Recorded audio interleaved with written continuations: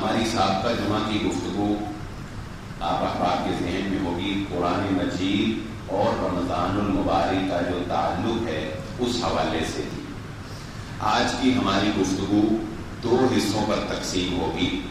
پہلا حصہ روزہ، اس کی اہمیت اور فضیلت پر ہوگا، اور دوسرا حصہ رمضان المبارک کی اہمیت اور فضیلت کے اوپر ہوگا۔ پہلے آپ کے سامنے یہ بات رکھی جائے گی کہ روزہ کیا ہے اور اس کی اہمیت کیا ہے، اور پھر رمضان۔ سورۃ البقرہ کی آیت مبارکہ جو میں نے آپ کے سامنے پڑھی، روزے کی سب سے بڑی فضیلت یہ ہے کہ یا ایھا الذین آمنوا، اے ایمان والو، کتب علیکم الصیام کما کتب علی الذین من قبلکم، تمہارے اوپر روزوں کو فرض کر دیا گیا ہے۔ روزہ کیا درجہ رکھتا ہے؟ فرض کا درجہ رکھتا ہے، اور یہ صرف اس امت کے اوپر ہی نہیں بلکہ اس سے پہلی امتوں کے اوپر بھی روزے کو فرض کر دیا گیا تھا، فرض قرار پایا، لعلکم تتقون، تاکہ تم پرہیزگار ہو جاؤ۔ یہاں میں اس بات کی وضاحت کر دینا چاہتا ہوں، اس میں اکثر لوگ کوتاہی کا شکار ہو جاتے ہیں۔ روزہ ہر عاقل بمانا سمجھدار، جو سینس رکھتا ہو بچہ، اس کا دماغی توازن درست ہو، ہر عاقل اور بالغ، خواہ وہ مرد ہو یا عورت، اس پر روزہ فرض ہے۔ ہر عاقل بالغ پر روزہ فرض ہے۔ بلوغت کو پہچاننے کی مرد میں 3 علامات ہیں، اور خواتین میں ان 3 کے ساتھ ایک چوتھی علامت پائی جاتی ہے۔ والدین کو چاہیے کہ وہ اس بات کا خیال رکھیں۔ نمبر 1 کہ اگر بچے کے زیر ناف بال آ جائیں تو وہ بالغ ہو جاتا ہے۔ نمبر 2 اگر اسے احتلام ہو جائے تو وہ بالغ ہو جاتا ہے۔ نمبر 3 اگر ان دونوں کاموں میں سے کچھ نہیں ہوا، اس کی عمر 15 سال ہو جائے تو 15 سال کا بچہ شریعت اسلامیہ میں بالغ تصور کیا جاتا ہے۔ اور خواتین کے لیے چوتھی چیز حیض کا آ جانا ہے، وہ اگر جب بھی آ جائے گا تو اسے بالغ تصور کیا جائے گا۔ یہ 4 علامات اپنے بچوں میں، ان چاروں میں سے کوئی ایک علامت بھی پائی جاتی ہوگی تو آپ کا بچہ بالغ ہوگا، اور بالغ کے اوپر روزہ جو ہے وہ کیا ہے؟ وہ فرض ہے۔ افسوس کی بات یہ ہے کہ امت مسلمہ کے اندر اس گرمی کی موسم کی شدت کی وجہ سے بہت سے لوگ ایسے نظر آ رہے ہیں جو فرض روزے کو ترک کر رہے ہیں۔ روزے کی اہمیت پتہ نہ ہونے کی وجہ سے ہمارے معاشرے میں فرض روزے کو ترک کیا جا رہا ہے۔ حضرت محمد رسول اللہ صلی اللہ علیہ وآلہ وسلم کی وہ روایت جس میں آپ کو خواب میں لے جایا گیا، اس روایت کو بیان کر کے علامہ البانی رحمہ اللہ یہ بتانا چاہتے ہیں کہ فرض روزے کا ترک کر دینا جان بوجھ کر اس کی کتنی بڑی سزا ہو سکتی ہے، کہ نبی صلی اللہ علیہ وآلہ وسلم نے ارشاد فرمایا، میں سویا ہوا تھا، 2 آدمی یعنی 2 فرشتے خواب میں تشریف لائے اور آپ کو بازو سے پکڑ کر کہا کہ چلو ہمارے ساتھ۔ فرمایا کہ مجھے وہ ایک پہاڑ کے اوپر لے گئے اور مجھے کہا کہ اس پہاڑ پر چڑھو، تو میں نے کہا کہ میں نہیں چڑھ سکتا۔ تو انہوں نے کہا کہ ہم تمہارے ساتھ ہیں، تمہاری مدد کریں گے، تمہیں چڑھائیں گے، تم چڑھو اوپر۔ تو نبی صلی اللہ علیہ وسلم نے فرمایا کہ جب میں پہاڑ پر چڑھا تو مجھے وہاں سے چیخو پکار کی آوازیں آ رہی۔ میں نے پوچھا یہ چیخو پکار کس چیز کی ہے؟ مجھے بتایا گیا کہ یہ جہنمیوں کی چیخو پکار ہے۔ نبی صلی اللہ علیہ وآلہ وسلم نے فرمایا کہ پھر مجھے دکھایا گیا کچھ لوگوں کو ان کے قدموں سے، ان کے پاؤں سے الٹا لٹکایا گیا تھا جہنم کے اندر، اور لوہے کی سلاخوں سے ان کے منہ، ان کی بانچیں جو ہیں یہ چیر دی گئی تھی، اور ان کے منہ سے خون گر رہا تھا۔ میں نے پوچھا انہی 2 اشخاص سے جو مجھے لے کر گئے فرشتے کہ یہ کون لوگ ہیں اور ان کا جرم کیا ہے؟ تو مجھے بتایا گیا کہ یہ وہ لوگ تھے جو روزہ تو رکھتے تھے لیکن وقت ہونے سے پہلے روزہ توڑ دیا کرتے تھے، روزہ وقت سے پہلے افطار کر لیا کرتے تھے۔ علامہ البانی رحمہ اللہ نے لکھا جو روزہ رکھتا ہے اور رکھ کر اس کو پورا نہیں کرتا اس کی یہ سزا ہے، اور جو سرے سے رکھتا ہی نہیں ہے اس کی کیا سزا ہوگی؟ اندازہ لگائیں آپ اس بات سے کہ روزہ جو فرض ہے مسلمانوں کے اوپر، کہ جس کے بغیر آپ اسلام کا ایک رکن جو ہے وہ چھوڑ رہے ہیں، اس کے بغیر آپ اسلام کے اراکین کو پورا نہیں کر رہے ہیں، اس کے اندر آج امت مسلمہ یہ سستی کا شکار ہے، یہ حالت زار ہے ہماری۔ اور میں آپ کے سامنے صحابہ اکرام کے مثال بھی پیش کرتا چلوں کہ ہمیں جب بھی اپنے آپ کو حوصلہ دینا ہوتا ہے تو ہمیں یہ دیکھنا چاہیے کہ وہ بھی تو انسان تھے۔ مکہ میں بھی گرمی ہوا کرتی تھی، مدینہ میں بھی گرمی ہوا کرتی تھی، اس وقت بھی دن لمبے اور چھوٹے ہوا کرتے تھے، اس وقت تو یہ سہولیات بھی نہیں ہوا کرتی تھی، لیکن ان لوگوں نے کیسی عظیم مثالیں قائم کر کے دکھائیں۔ حضرت ابو امامہ رضی اللہ تعالیٰ عنہ نبی صلی اللہ علیہ وآلہ وسلم کی خدمت میں پیش ہوئے، کہا جہاد پر جانے لگے، کہا اللہ کے نبی صلی اللہ علیہ وسلم میرے لیے شہادت کی دعا کریں، اللہ تعالیٰ مجھے میدان جہاد میں شہادت کی موت نصیب فرما دے۔ اللہ کے نبی صلی اللہ علیہ وآلہ وسلم نے ان کے لیے دعا کی، اللہ ان کو سلامت رکھنا، وغنمہم اللہم سلمہم، اللہ ان کو سلامت رکھنا، وغنمہم، اور ان کو مال غنیمت سے نواز دینا۔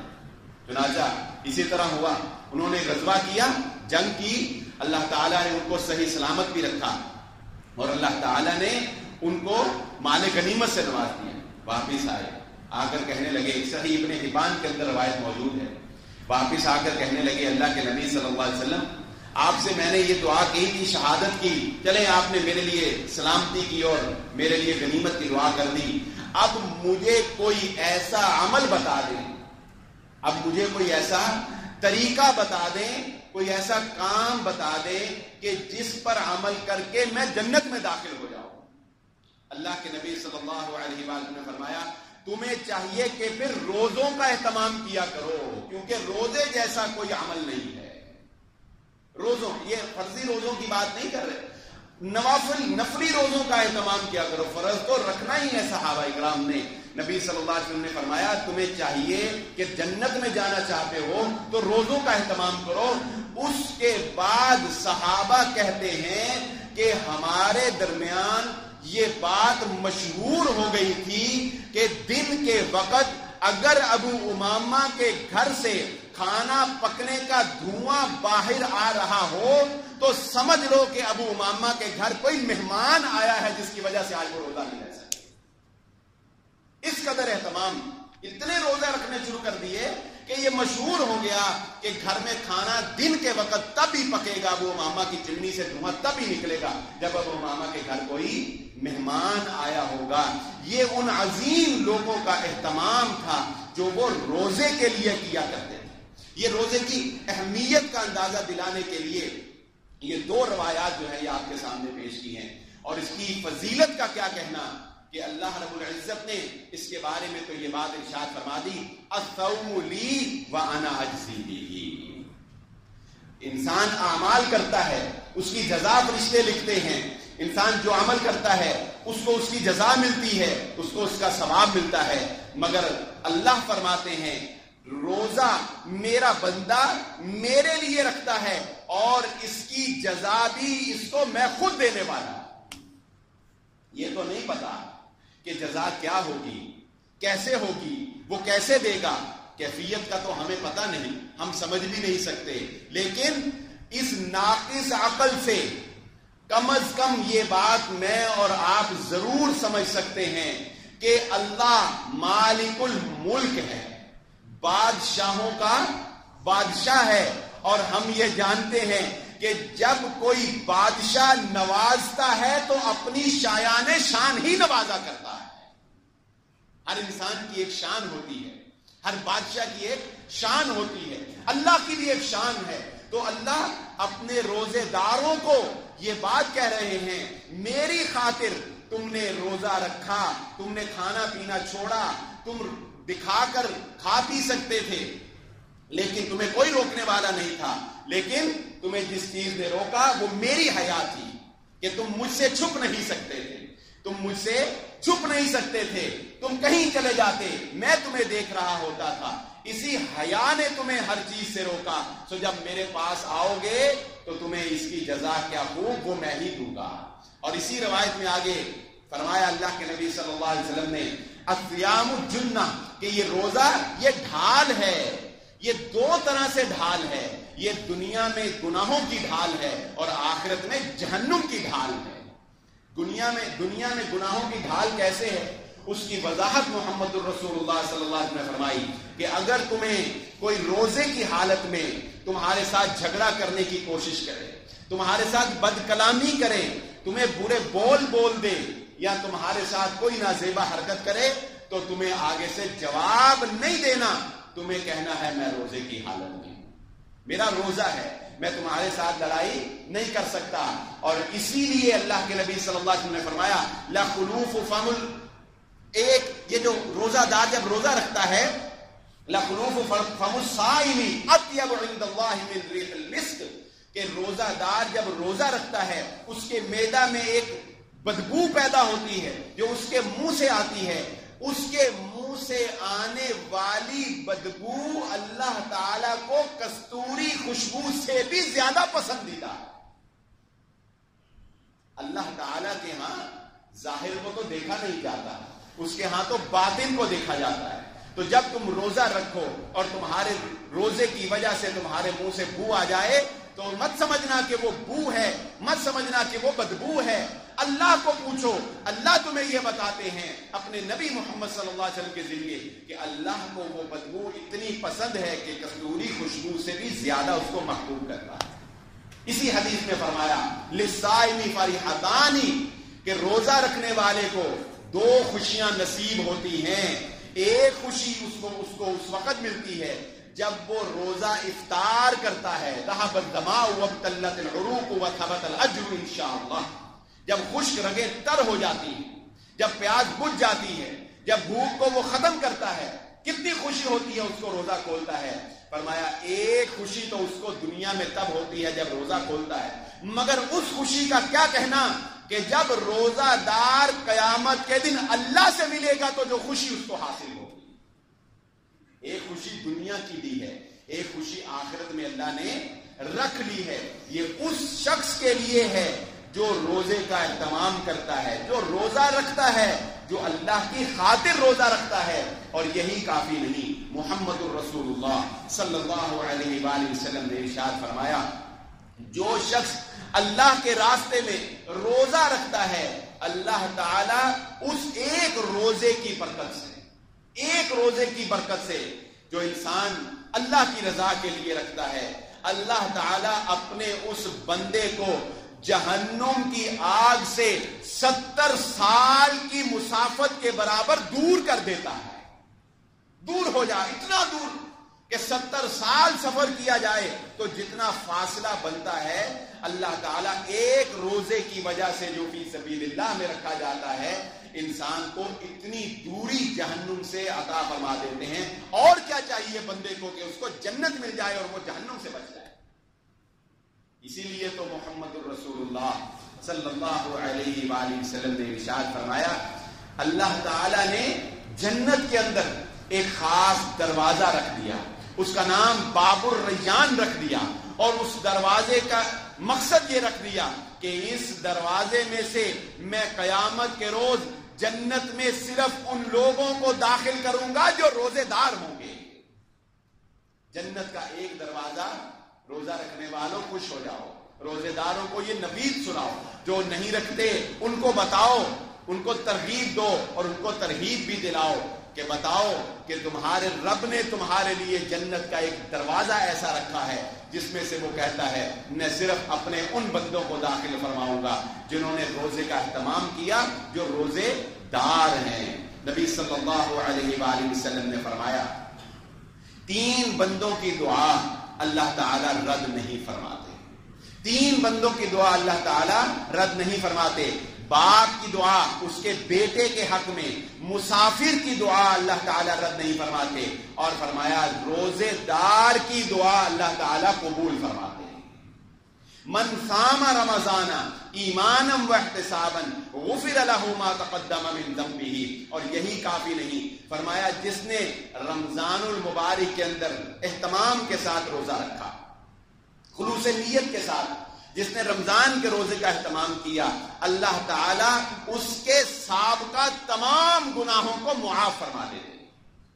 وَمَنْ قَامَ رَمَضَانَ ایمانا وَاحْتِسابا، اور آگے فرمایا جس نے رات کو قیام کیا، جس نے رات کو اٹھ کر قرآن پڑھا، اللہ تعالیٰ اس قرآن پڑھنے کی وجہ سے اس کے سابقہ تمام گناہوں کو معاف فرما دیتے۔ اور یہی قرآن اور یہی روزہ، یہی قرآن اور یہی روزہ جس کے بارے میں محمد الرسول اللہ صلی اللہ علیہ وآلہ وسلم نے ارشاد فرمایا، قیامت کا دن ہوگا تو انسان کے دو سفارشی آ جائیں گے، انسان کے دو سفارشی آ جائیں گے۔ کون سفارشی آ جائیں گے؟ اللہ تعالیٰ روزے کو ایک جسم دے دے گا نا، تو وہ روزہ آئے گا اور آ کر کہے گا اے اللہ یہ میرا بندہ ہے، اس نے مجھے رکھا، میرے لیے یہ دن کو پیاس برداشت کرتا تھا، اس نے اپنی خواہشات کو مارا ہے، اے اللہ میں تجھ سے روزہ تجھ سے یہ سفارش کرتا ہوں کہ اس کو جنت میں داخلہ عطا فرما دے۔ نبی صلی اللہ علیہ وسلم نے فرمایا قرآن آ جائے گا، روزہ آ جائے گا اور قرآن آ جائے گا، قرآن آ کر کہے گا اللہ یہ تیرا بندہ وہ ہے جو راتوں کو اٹھ اٹھ کر مجھے پڑھا کرتا تھا، میں تجھ سے سفارش کرتا ہوں اس کو جنت میں داخلہ عطا فرما دے۔ نبی صلی اللہ علیہ وسلم نے فرمایا دونوں کی سفارش قبول کر لی جائے گی، دونوں کی سفارش قبول کر لی جائے گی۔ سوچئے اپنے گناہوں کی طرف ذرا نظر دوڑائیے، دن اور رات میں کتنے جانے میں گناہ کرتے ہیں، کیا ہماری یہ سعادت نہ ہوگی کہ یہ قرآن اور یہ روزہ قیامت کے روز ہمارے لیے سفارش کرنے والے بن جائیں؟ اور یہی کافی نہیں ہے، محمد الرسول اللہ صلی اللہ علیہ وآلہ وسلم نے ارشاد فرمایا ایک نماز دوسری نماز تک کے لیے اور ایک جمعہ دوسرے جمعہ تک کے لیے اگر انسان کبائر سے بچتا رہے تو ایک رمضان دوسرے رمضان تک کے لیے گناہوں کا کفارہ بن جاتا ہے۔ یعنی آپ اندازہ لگا سکتے ہیں روزے کی فضیلت کیا ہے، اور اس کے بعد اس ماہ مبارک یہ رمضان المبارک اس کی فضیلت کیا ہے، اور اس ماہ مبارک کے اندر نیکیوں میں بڑھ چڑھ کر حصہ لینے کی کوشش کیا کریں کہ محمد الرسول اللہ صلی اللہ علیہ وآلہ وسلم اس ماہ مبارک کے اندر اتنی سخاوت کیا کرتے تھے، اس طرح مال خرچ کیا کرتے تھے کہ جس طرح تیز آندھی چلا کرتی ہے اس طرح نبی صلی اللہ علیہ وسلم مال خرچ کیا کرتے تھے۔ اپنا روزہ تو انسان رکھتا ہی ہے اور اس کا ثواب تو اس کو ملنا ہی ہے، لیکن ایک فضیلت آپ کو ایسی بیان کرتا ہوں کہ اپنے ایک روزے کے ساتھ ساتھ آپ کئی روزوں کا ثواب حاصل کر سکتے ہیں اس میں، لیکن اس میں بس ایک چیز کا خیال رکھنا ہے اور وہ کہ ریاکاری نہ ہو، مقصد دکھاوا نہ ہو، مقصد شان و شوکت کا اظہار نہ ہو، مقصد دسترخوان دکھانا نہ ہو۔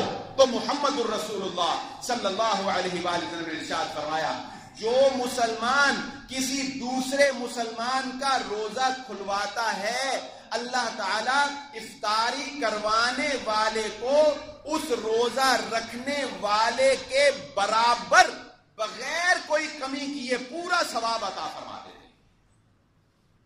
کسی روزے دار کا روزہ کھلوا دو، جتنا ثواب اس روزہ رکھنے والے کو ہوا، اور بطور خاص نبی صلی اللہ علیہ وسلم نے فرمایا لم ینقض، کوئی کمی نہیں کی جاتی، پورا ثواب اللہ تعالیٰ اس کو بھی عطا فرماتے ہیں جو کسی روزے دار کا روزہ کھلوا دیتا ہے۔ تو یہ ماہ مبارک فضیلتوں کا مہینہ ہے، اپنے آپ کو ریاکاری سے بچاتے ہوئے، اپنے آپ کو دکھاوے سے بچاتے ہوئے، شان و شوکت سے بچاتے ہوئے یہ سعادتیں اور یہ برکات یہ حاصل کرنے کی کوشش کریں۔ آئیے اب چند ایک باتیں اس ماہ مبارک رمضان المبارک کی فضیلت کے بارے میں کر لیتے ہیں۔ یہ تو آپ کے سامنے روزے کی اہمیت اور روزے کی فضیلت کے بارے میں گفتگو کی، یہ ماہ مبارک رمضان کا مہینہ بھی اپنے اندر بہت فضیلتوں کو سمیٹے ہوئے ہے کہ جس کے بارے میں محمد الرسول اللہ صلی اللہ علیہ وآلہ وسلم نے ارشاد فرمایا تھا۔ وہ تین باتیں ہیں، وقت قلیل ہے، میں صرف ایک بات محل شاہد کے لیے بیان کر دیتا ہوں، روایت تو آپ نے سنی ہے کہ نبی صلی اللہ علیہ وسلم نے جب منبر پر قدم رکھا تو کہا تھا آمین، اور جب صحابہ نے پوچھا تو فرمایا، حضرت جبرائیل علیہ السلام نے کہا تھا کہ بدبخت ہے وہ شخص کہ جس کی زندگی میں رمضان المبارک کا مہینہ آیا اور وہ اللہ تعالیٰ سے اپنے گناہ نہیں بخشوا سکا۔ میں نے کہا آمین۔ نبی صلی اللہ علیہ وسلم نے فرمایا آمین، شہر رمضان الذی انزل فیہ القرآن، یہ مہینہ اس فضیلت کا حامل ہے کہ اس ماہ مبارک کے اندر اللہ تعالیٰ نے قرآن نازل کیا۔ انا انزلناہ فی لیلۃ القدر، یہ ماہ مبارک اس فضیلت کا حامل ہے کہ اس ماہ مبارک میں اللہ تعالیٰ نے آخری عشرے کی طاق راتوں میں سے ایک رات ایسی رکھ دی ہے امت مسلمہ کے لیے جو 1000 مہینوں سے افضل رات ہے۔ یہ اس ماہ مبارک کی فضیلت ہے کہ محمد الرسول اللہ صلی اللہ علیہ وآلہ وسلم نے ارشاد فرمایا، جب رمضان کا چاند طلوع ہوتا ہے فتحت ابواب الجنہ، جنت کے دروازے کھول دیے جاتے ہیں، جہنم کے دروازے بند کر دیے جاتے ہیں، شیاطین کو جکڑ دیا جاتا ہے، شیاطین کو جکڑ دیا جاتا ہے، جنت کے دروازے کھول دیے جاتے ہیں، اعلان کیے جاتے ہیں یا باغی الخیر اقبل، اے گناہوں اے نیکیوں سے دور بھاگنے والے اب تو اپنے رب کے قریب آ جا، اے نماز سے دور بھاگنے والے اب تو اپنے اللہ کے قریب آ جا، تیرا رب تجھے معاف کرنے کے لیے تجھے پکار رہا ہے، تیرا رب تجھے جنت میں داخلہ عطا کرنے کے لیے تجھے پکار رہا ہے، تیرا رب تیرے سابقہ گناہوں کو بخشنے کے لیے تجھے پکار رہا ہے۔ یہ ماہ مبارک رمضان کا مہینہ ہے، اس کی فضیلت کو حاصل کریں، اس کے فضائل کو سمجھ لیں کہ یہ ماہ مبارک اپنے اندر ایک ایسی پنہا فضیلت رکھتا ہے۔ اس میں کرنے والے کام تو بہت سے ہیں، اس میں ماہ مبارک میں بہت سے کام ہیں کرنے والے، لیکن اس کی فضیلتوں میں سے، فضائل میں سے ایک فضیلت یہ ہے کہ کوشش کیا کریں کہ محمد الرسول اللہ صلی اللہ علیہ وآلہ وسلم کی اس سنت پر بھی اس ماہ مبارک کے اندر عمل ہو جائے۔ اور وہ سنت کیا ہے کہ محمد الرسول اللہ صلی اللہ علیہ وسلم ہر رمضان المبارک میں ایک دفعہ پورا قرآن پڑھا کرتے تھے اور ایک دفعہ پورا قرآن سنا کرتے تھے، سنایا کرتے تھے، پڑھا کرتے تھے مطلب سنایا کرتے تھے اور سنا بھی کرتے تھے۔ یہ کس کی سنت ہے؟ یہ محمد الرسول اللہ صلی اللہ علیہ وآلہ وسلم کی سنت ہے۔ جو آپ قیام اللیل میں پورا قرآن پڑھتے ہیں، یہ اللہ کے نبی صلی اللہ علیہ وسلم کی سنت ہے کہ سننے والے پورا قرآن سن لیتے ہیں۔ کیسے کہ حضرت جبرائیل علیہ السلام تشریف لاتے، ہر رمضان میں بطور خاص تشریف لاتے اور نبی صلی اللہ علیہ وآلہ وسلم سے قرآن کا دور کیا کرتے تھے۔ دور بمانا پہلے اللہ کے نبی صلی اللہ علیہ وسلم سے قرآن سنا کرتے، پھر اللہ کے نبی صلی اللہ علیہ وسلم کو قرآن سنایا کرتے۔ اور جس سال اللہ کے نبی صلی اللہ علیہ وآلہ وسلم نے وفات پائی ہے، اس سال حضرت جبرائیل علیہ السلام نے 2 مرتبہ اللہ کے نبی صلی اللہ علیہ وآلہ وسلم سے قرآن سنا اور 2 مرتبہ اللہ کے نبی صلی اللہ علیہ وسلم کو قرآن سنایا۔ قرآن پڑھنے کا بھی اپنا ایک اثر ہے اور ہر حرف کے بدلے ایک نیکی ہے، لیکن قرآن سننے کا بھی اپنا ایک اثر ہے۔ بات دوسری طرح نہ چلی جائے، محمد الرسول اللہ صلی اللہ علیہ وسلم سے یہ روایات ثابت ہیں، آپ نے صحابی کو بلایا اور صحابی کو اپنے سامنے بٹھایا اور کہا مجھے قرآن سناؤ، مجھے قرآن سناؤ۔ تو اپنے گھروں میں قرآن، اب تو بہت سی سہولیات ہیں، موبائل میں قرآن چلایا جا سکتا ہے، بلوٹوتھ اسپیکر آ گئے ہیں، وہ گھر میں آپ کسی جگہ پر رکھ سکتے ہیں، گھروں میں کمپیوٹر موجود ہے، ہر چیز سہولت موجود ہے۔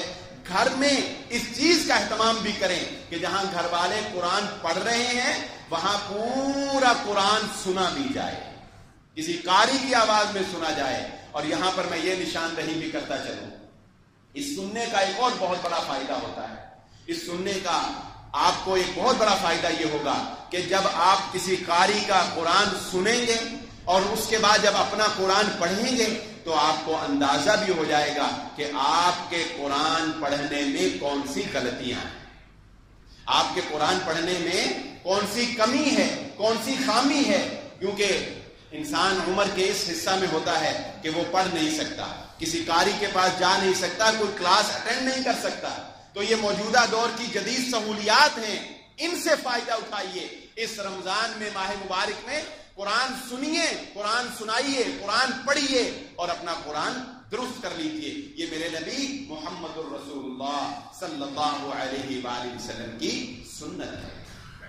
یہ مہینہ اپنے اندر ایک ایسی فضیلت پنہا کیے ہوئے ہے کہ جو فضیلت رونگٹوں کو کھڑا کر دینے والی ہے، اور ان کے لیے جن کو اللہ نے توفیق دی ہے اور جن کے دلوں میں محمد الرسول اللہ صلی اللہ علیہ وآلہ وسلم کی محبت ہے، میں اس روایت کو بیان کرنے سے پہلے یہ دعا کرتا ہوں کہ اللہ ہم سب کو اس بات پر، نبی کی اس حدیث پر، نبی کے اس فرمان جو میں بیان کرنے جا رہا ہوں، ہم سب کو توفیق عطا فرما کہ ہم اس پر عمل کر سکیں۔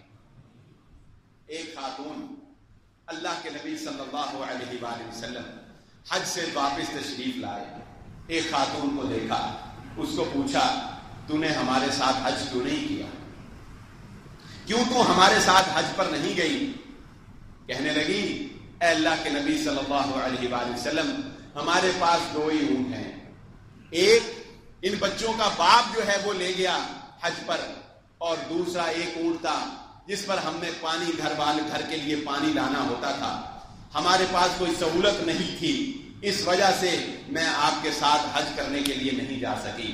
لیکن اس کے اندر ایک شوق تھا، اس کے اندر ایک تڑپ تھی، اس کا عذر بتا رہا تھا کہ ایک مجبوری خاص تھی جس کی وجہ سے وہ یہ عمل نہیں کر سکی۔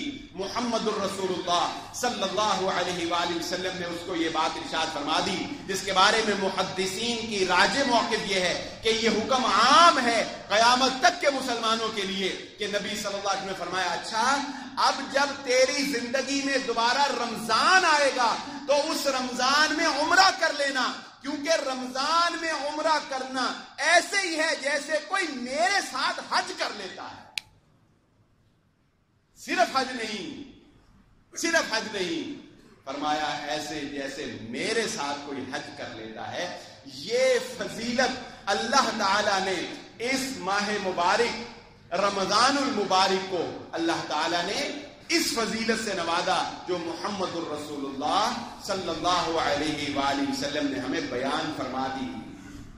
تو پھر بڑی ہی نادانی ہوگی ہماری اور بڑا ہی افسوس ہوگا ہمیں اپنے اوپر کہ اس ماہ مبارک کے اندر بھی جب ہم اپنے گریبانوں میں جھانک کر دیکھتے ہیں تو وقت کو ضائع کرتے ہوئے نظر آتے ہیں۔ اس ماہ مبارک میں بھی ہم اپنے گھروں سے ناچ گانا نہ بند کر سکے اور ایسی روش پر امت مسلمہ کو لگا دیا کہ انٹرٹینمنٹ میں ہی وہ ثواب تلاش کرنے لگ گئے، انٹرٹینمنٹ میں ہی ثواب، کہ ثواب بھی ہو اور مزہ بھی آ جائے۔ اور کیا چاہیے؟ ثواب بھی ہو جائے۔ افطاری کے وقت میڈیا پر ایسے پروگرام دیکھ لو جن میں چمک دھمک ہو، جن میں لش پش ماحول ہو اور نہ جانے کیا کیا خرافات ہوں، اور سحری کے وقت الگ سے پروگراموں کی ترتیب ہو اور خواتین بے پردہ تمہیں دین سکھا رہی ہوں اور تم یہ سمجھ لو کہ تم نے بڑا رمضان گزارا ہے، بڑی اس دفعہ رمضان میں تم نے خیر اکٹھی کر لی ہے۔ اور بھائیو یاد رکھو، نفلی عبادت کا خاصہ سن لو، نفلی عبادت اپنے اندر یہ خاصہ رکھتی ہے کہ یہ جتنی پوشیدہ کی جائے، جتنی انفرادی کی جائے اور جتنی چھپ کر کی جائے، اتنی ہی اس کی برکات اور اتنی ہی اس کے فیوز زیادہ حاصل ہوتے ہیں۔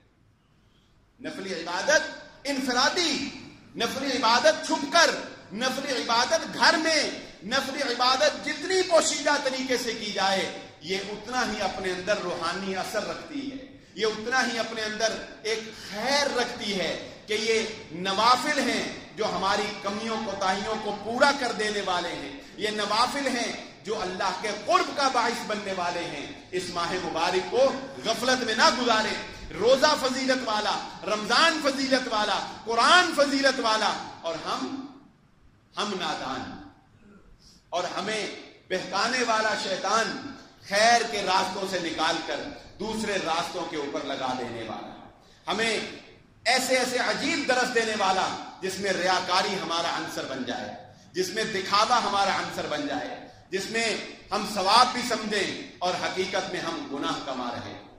اپنے زندگی میں کم از کم ایک کام ہی اس رمضان میں کر لیں جس کے بارے میں محمد الرسول اللہ صلی اللہ علیہ وآلہ وسلم نے یہ بات ارشاد فرمائی تھی. اللہ تعالیٰ کو وہ عمل بہت محبوب ہے. اللہ تعالیٰ کو وہ عمل بہت محبوب ہے جس پر انسان ہمیشگی اختیار کرتا ہے. وَإِنْ قَلَّ، اگرچہ وہ تھوڑا ہی کیوں نہ ہو. سارا 11 مہینے قرآن کھول کر نہ دیکھا، 11 مہینے قرآن کھول کر نہ دیکھا، صرف رمضان میں قرآن پڑھا. ٹھیک ہے، بڑی اچھی بات ہے، سنت ہے، میں نے ابھی بیان کی. لیکن اس سے بھی افضل یہ ہے کہ روزانہ کی ایک آیت پڑھ لو مگر سارا سال قرآن پڑھتے رہو. روزانہ کی ایک آیت پڑھ لو لیکن سارا سال قرآن پڑھتے رہو. اور یہ مہینہ تو ایسا مہینہ ہے، سارے سال سے بات ذہن میں آ گئی، سارا سال سے بات ذہن میں آ گئی کہ یہ محمد الرسول اللہ صلی اللہ علیہ وآلہ نے ارشاد فرمایا. آپ جانتے ہیں، آپ ایک ماہ کے روزے رکھتے ہیں، اللہ تعالیٰ کی رحمت دیکھیں، اس کا فضل دیکھیں اپنے بندوں پر. آپ نے صرف ایک ماہ کے روزے رکھے ہیں، مگر محمد الرسول اللہ صلی اللہ علیہ وآلہ وسلم کی حدیث کے مطابق اللہ تعالیٰ آپ کو 10 مہینوں کے روزوں کے برابر ثواب عطا فرما دے. ایک ماہ کے روزے رکھے رمضان کے، ثواب کتنے روزوں کا ملا؟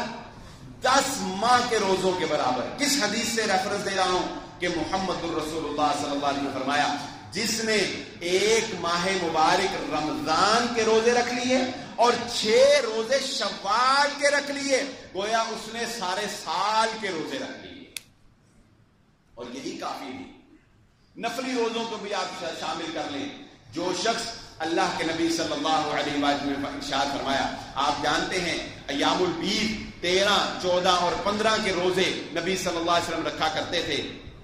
ان کی فضیلت میں اللہ کے نبی صلی اللہ علیہ وسلم نے یہ بات ارشاد فرمائی، جو شخص 13، 14 اور 15 کا روزہ رکھتا ہے، اس کا اہتمام کرتا ہے، گویا اس نے ساری زندگی روزوں میں گزار دی. ساری زندگی روزے رکھے اس نے، ساری زندگی اس نے روزے رکھے. ایسی فضیلت، ایسے فضائل. وہ رب تو رحمان ہے، وہ رحیم ہے، اس کے ہاں خزانوں کی کوئی کمی ہے؟ وہ تو نوازنا چاہتا ہے، وہ تو دینا چاہتا ہے. اور جانتے ہیں ان الحسنات یذھبن السیئات. آپ کتنے ایسے گناہ کرتے ہوں گے جن کا آپ کو خود بھی پتہ نہیں چلتا ہوگا. ہر گناہ کی آپ معافی تو نہیں مانگتے. غور کریں، جتنے گناہ آپ کرتے ہیں ہر گناہ کی معافی مانگتے ہیں. کتنے ایسے گناہ انسان اس دور میں کر رہا ہے کہ جن کی وہ معافی بھی نہیں مانگتا، اسے پتہ بھی نہیں ہوتا. لیکن یہ اس مالک الملک کا احسان ہے کہ وہ قرآن مجید میں یہ اعلان کر رہا ہے، ان الحسنات یذھبن السیئات. تم اپنی نیکیوں میں اضافہ کرتے چلے جاؤ، تم اپنی نیکیوں میں اضافہ کرتے چلے جاؤ. ان نیکیوں کی برکت سے ہم تمہارے گناہوں میں کمی کرتے چلے جائیں. نیکیوں سے ہم تمہارے گناہ جو ہے وہ مٹا دیں گے. تم نے روزہ رکھا، تمہارے گناہ بھی مٹنے شروع ہو گئے، تمہیں ثواب بھی ملنا شروع ہو گیا. تم نے قرآن پڑھا، صرف ثواب نہیں ملا، تمہیں ثواب بھی ملنا شروع ہو گیا، تمہارے گناہ بھی معاف ہونا شروع ہو گئے. اور اس سے زیادہ انسان کو کیا چاہیے؟ صرف اپنے رخ کو تبدیل کر لیں، اپنے ذہن کو تبدیل کر لیں.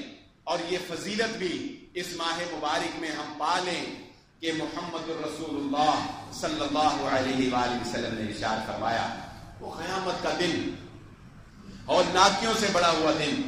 راج الحمدللہ جب مسجد میں داخل ہوئے تو لوگوں کو دیکھ کر دل خوش ہوا الحمدللہ. لیکن یہ حدیث آپ کو سنانے لگا ہوں، یہ نوجوانوں کے لیے ہے، یہ جوانوں کے لیے ہے جن کا دل اس وقت انٹرنیٹ سے جڑا ہوا ہے، جن کا دل موبائل سے جڑا ہوا ہے، جن کا دل خرافات میں لگا ہوا ہے اور بے مقصد کی زندگی گزار رہے ہیں. ان کو یہ حدیث سنانے لگا ہوں کہ محمد الرسول اللہ صلی اللہ علیہ وسلم نے فرمایا، وہ نوجوان جس کا دل مسجد سے جڑ جاتا ہے، مسجد کی فکر کرتا ہے، مسجد میں آنے کو دل کرتا ہے، ایک نماز پڑھ کے جاتا ہے، دوسرے کی فکر لگ جاتی ہے، مسجد کے در و دیوار کو دیکھ کر ان کی صفائی ستھرائی کا خیال رکھتا ہے. مختصر یہ کہ جس نوجوان کا دل مسجد میں لگ جاتا ہے، اللہ کے نبی صلی اللہ علیہ وسلم نے فرمایا قیامت کے دن اللہ تعالیٰ اس کو اپنے عرش کے سایوں میں سے ایک سایہ نصیب فرما دے. اس ماہ مبارک کے اندر مسجد سے دل لگا لیں، مسجد سے دل لگا لیں، اپنا دوست فرشتوں کو بنا لیں. کیسے دوست بن جاتے ہیں فرشتے؟ کہ محمد الرسول اللہ صلی اللہ علیہ وآلہ وسلم نے ارشاد فرمایا جو لوگ مسجد سے دل لگا لیتے ہیں، کچھ لوگ مسجد والے ہوتے ہیں، کچھ لوگ مسجد والے ہوتے ہیں. کیا معنی؟ کہ وہ مسجدوں میں دل لگاتے ہیں، مسجدوں کے کام کرنا، مسجد میں وقت گزارنا، مسجد میں قرآن پڑھنا، مسجد کا اہتمام کرنا. کچھ لوگ مسجد والے ہوتے ہیں. کیا ملتا ہے ان کو؟ فرمایا ان مسجد والوں سے اللہ کے فرشتے دوستی لگا لیتے ہیں. جب یہ مسجد والا مسجد میں کسی عذر کی وجہ سے، کسی بیماری کی وجہ سے مسجد میں نہیں آ سکتا، یہ فرشتے اس کے لیے دعا کرتے ہیں، اس کی تیمارداری کرتے ہیں. اگر وہ کسی مشکل میں پھنسا ہوا ہوتا ہے، فرشتے اللہ کے حکم سے اس کی مدد کرتے ہیں. اللہ کے بندو اس ماہ مبارک کے اندر فرشتوں سے دوستی لگا لو، فرشتوں سے دوستی لگا لو.